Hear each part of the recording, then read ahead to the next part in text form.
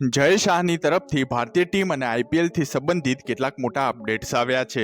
જી હા મિત્રો, તમે લોકોએ જોયું જ હશે કે આ વર્ષે ઘણા બધા ખેલાડીઓ એક નિયમની બહુ જ ટીકા કરી રહ્યા છે, તે છે ઇમ્પેક્ટ સબ પ્લેયર રૂલ। આ નિયમના કારણે ઓલરાઉન્ડર્સને એટલી તક નથી મળી રહી અને પહેલેથી આટલી ફ્લેટ પિચ બની રહી છે અને એક એક્સ્ટ્રા બેટ્સમેનને રમવા મળે છે તો બોલરોને પણ નુકસાન થઈ રહ્યું છે। તો હોઈ શકે છે કે આ નિયમ જલ્દીથી હટાવવામાં આવે, કારણ કે જય શાહ આના સંબંધિત આ સ્ટેટમેન્ટ આપ્યું કે ઇમ્પેક્ટ પ્લેયરનો નિયમને અમે ટેસ્ટ તરીકે ઉપયોગ કર્યો હતો આઈપીએલમાં। આને અમે લોકો એટલા માટે ઉપયોગ કર્યો હતો કે જેથી એક્સ્ટ્રા ભારતીય ખેલાડીને તક મળી રહે ગેમ્સમાં। તે કાયમી નિયમ નથી। અમે લોકો ભારતીય કેપ્ટન, ખેલાડીઓ, ફ્રેન્ચાઇઝી કોચ સાથે વાત કરીશું, ચર્ચા કરીશું અને પછી અમે અંતિમ નિર્ણય લઈશું કે આને રાખવો છે કે નહીં। આ મીટિંગ રાખીશું વર્લ્ડ કપ પૂરા થયા બાદ। હવે હતા એક સમાચાર, એક બીજું મોટું અપડેટ આવ્યું છે જે છે ભારતીય ટીમના મુખ્ય કોચ સાથે સંબંધિત। જય શાહે કહ્યું કે બીસીસીઆઈ બહુ જ જલ્દી મુખ્ય કોચની પોઝિશન માટે જાહેરાત બહાર પાડશે અને જો એમ હોય તો વર્તમાનના હેડ કોચ રાહુલ દ્રવિડ ઈચ્છે